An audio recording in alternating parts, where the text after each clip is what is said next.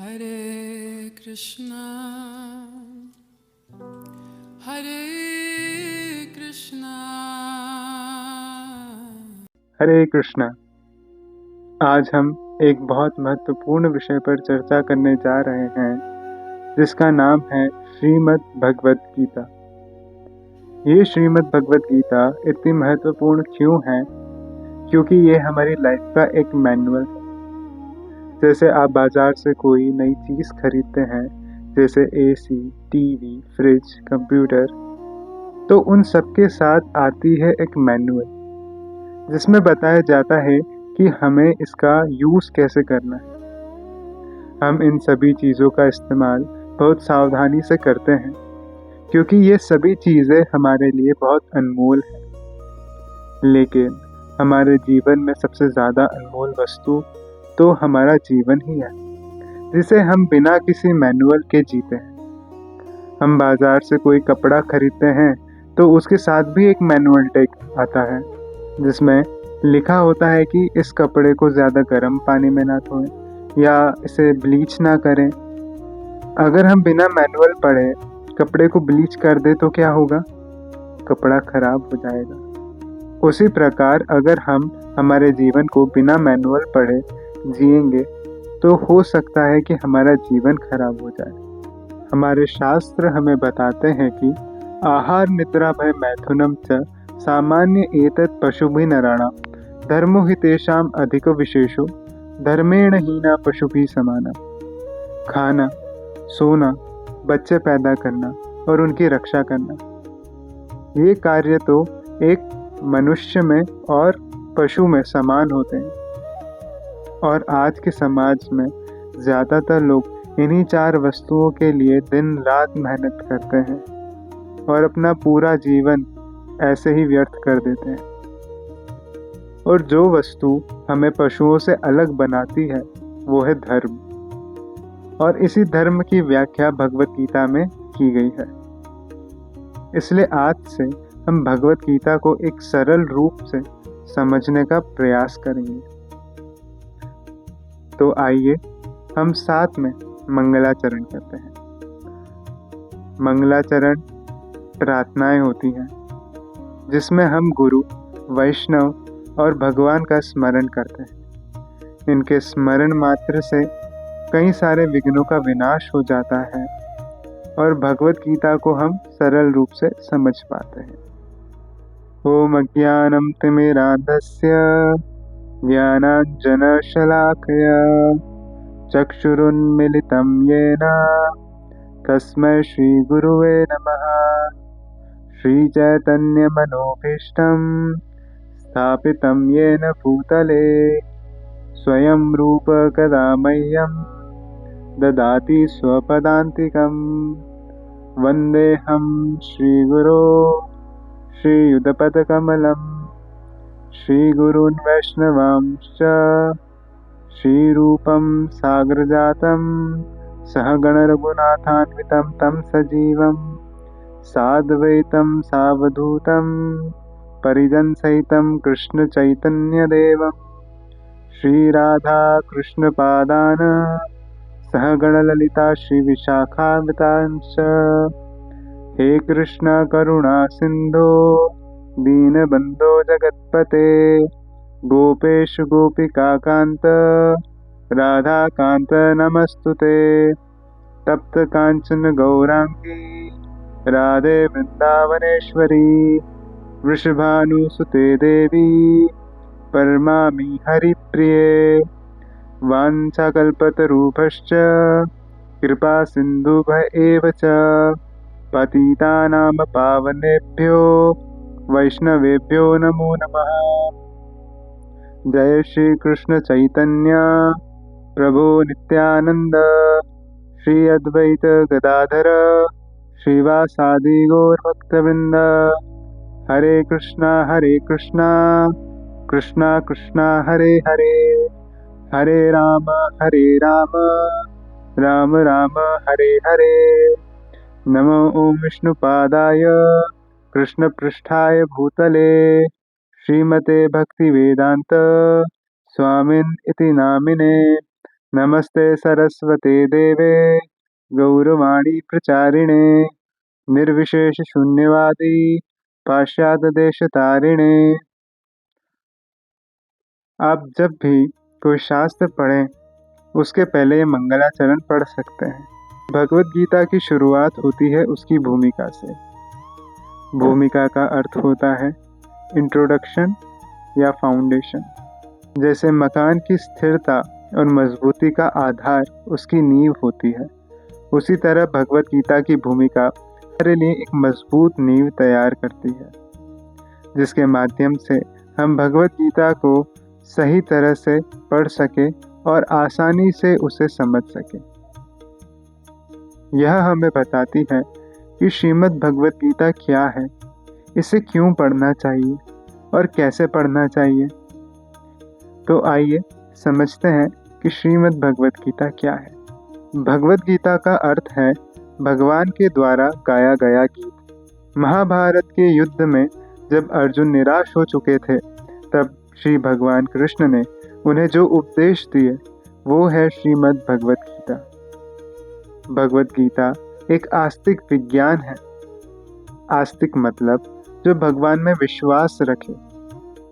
कृष्णास्तु भगवान स्वयं, कि कृष्ण स्वयं भगवान है, कोई महापुरुष या कोई काल्पनिक व्यक्ति नहीं, वे स्वयं भगवान है। और विज्ञान का अर्थ है विधि, या कहे तो प्रैक्टिकल प्रोसीजर। जैसे आपको एक फलों का पेड़ चाहिए, तो सबसे पहले आप सही बीज लोगे और उसे उपजाऊ जमीन में डालोगे, फिर सिंचाई करोगे, तो देखते ही देखते पौधा बड़ा हो जाएगा और फलों से भर जाएगा। तो जैसे एक विधि थी, अगर इसमें बदलाव किया जाए तो क्या आपको फल मिलेंगे। जैसे हम कहते हैं बोया पेड़ बबूल का तो आम कहाँ से आए।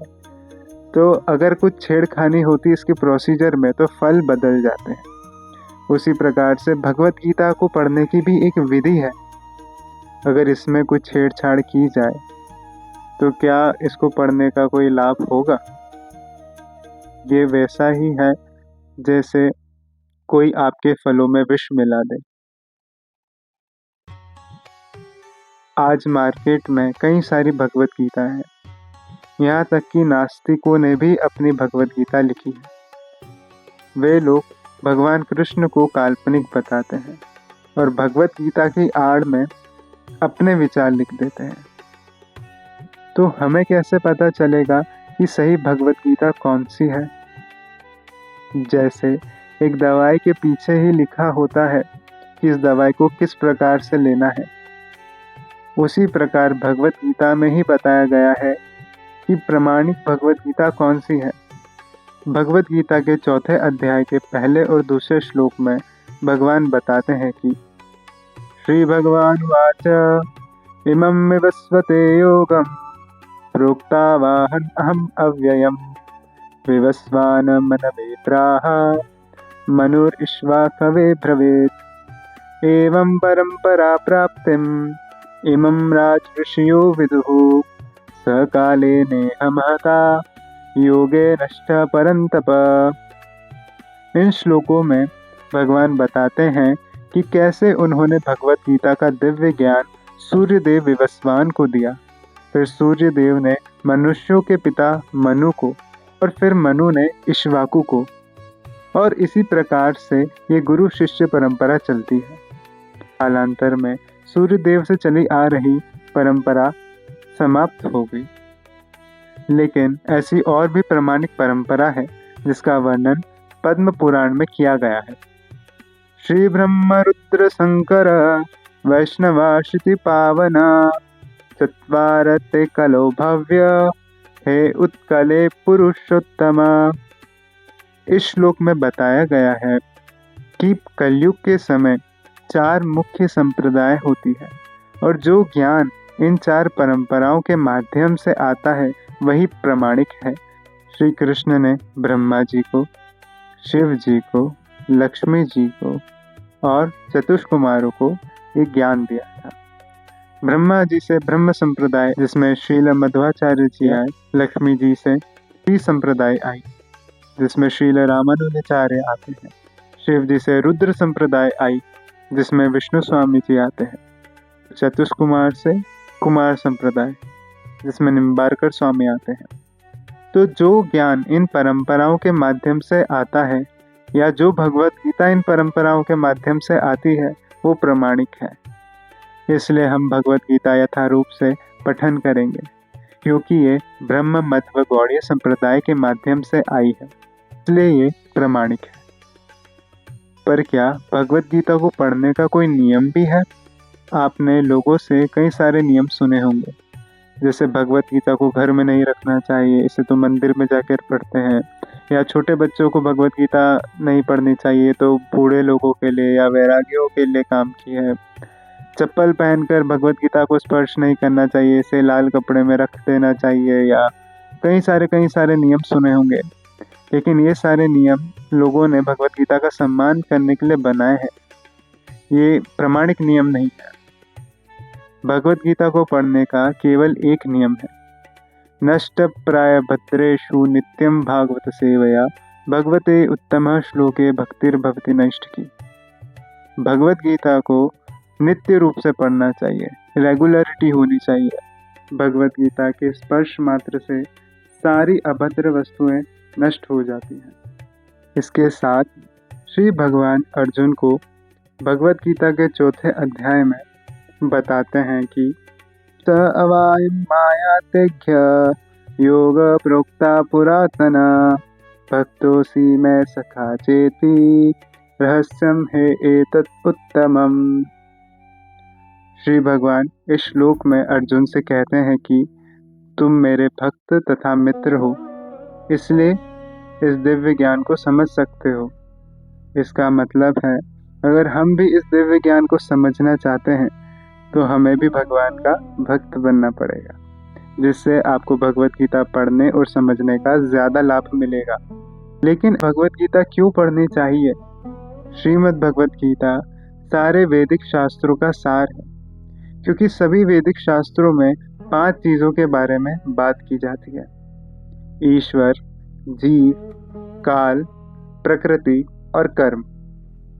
भगवत गीता में इन 5 के बारे में काफ़ी विस्तार से समझाया गया है और ऐसी भी बातें बताई गई हैं जो किसी अन्य शास्त्र में उपलब्ध नहीं। गीता महात्म्य में बताया जाता है कि सर्व उपनिषदो गावो दोग्धा गोपाल नंदनः पार्थो वत्स सुधीर भुक्ता दुग्धम गीतामृतम महत्। इसका अर्थ है सारे वेद शास्त्र एक गाय के बराबर है और उसका दूध भगवान स्वयं मथ रहे हैं। लेकिन गाय दूध कैसे देती है?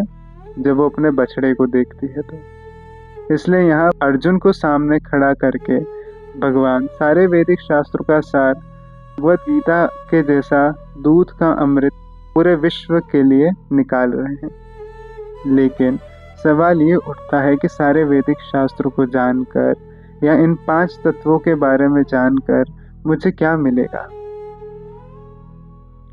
आज पाश्चात्य जगत में ही नहीं लेकिन हमारे देश में भी कई सारे लोग दुख, तनाव, पीड़ा से ग्रसित हैं। वे काम वासनाओं में अंधे हो जाते हैं। जब उनकी काम वासनाएं पूरी नहीं होती तो उन्हें क्रोध आता है।